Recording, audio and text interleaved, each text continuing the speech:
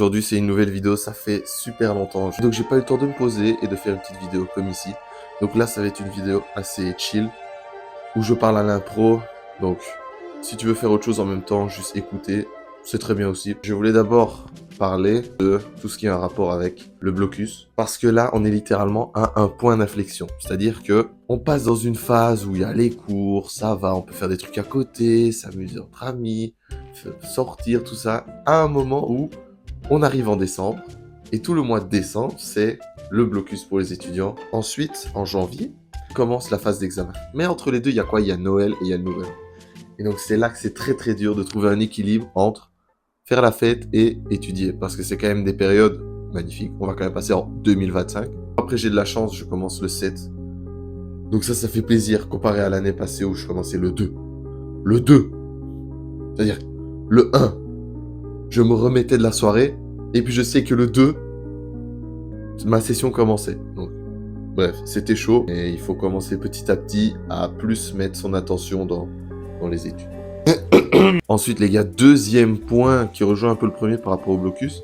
Si ça peut en aider certains d'entre vous, parce qu'il peut y avoir un moment où dans ton cours, tu te dis « Ah mince, cette info, je l'ai complètement loupée. » Et tu sais très bien que si tu envoies un mail au prof, il ne va jamais répondre. Tu auras des réponses de personne parce que c'est super spécifique et très compliqué. L'IA, les gars. L'IA sera là. Si vous posez correctement la question à ChatGPT, il y a aucun monde qui réponde mal. Si vous mettez bien tout en détail avec des virgules et tout ça, il répondra très probablement juste à votre question. Peu importe la matière que c'est une folie, la base de données qu'a ChatGPT. Et juste dire « Ah oui, mais il fait des erreurs. » Non, il fait pas d'erreurs. C'est parce que toi, tu notes mal ta question. Si tu mets une question bien détaillée avec chaque virgule, de où, quoi, quand, etc., l'IA se trompera pas. L'IA balancera les infos qu'elle a, c'est-à-dire quasi tout, vraiment. Et je peux même vous laisser un petit extrait ici.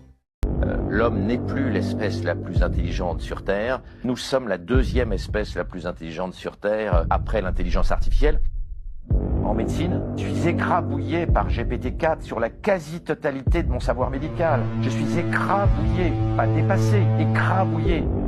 Ce que fait GPT-4 en médecine aujourd'hui, je n'imaginais pas une seconde que ça puisse arriver avant 2040 ou 2050. Je me suis trompé de 20 à 30 ans. Bon, maintenant, je quitte tout l'aspect examen parce que c'est bon.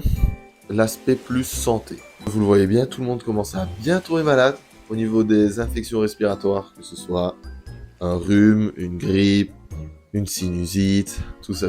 Tout le tractus respiratoire commence à bien être attaqué à cause du froid. Parce que le froid va ralentir vos défenses immunitaires, ce qui va permettre aux virus d'autres personnes de vous contaminer plus facilement. Vu que vos défenses seront atténuées, hop, les virus rentrent facilement et c'est bingo pour eux, quoi. Ils ont le champ libre. Mais comment faire des petits détails très spécifiques pour essayer d'améliorer son immunité?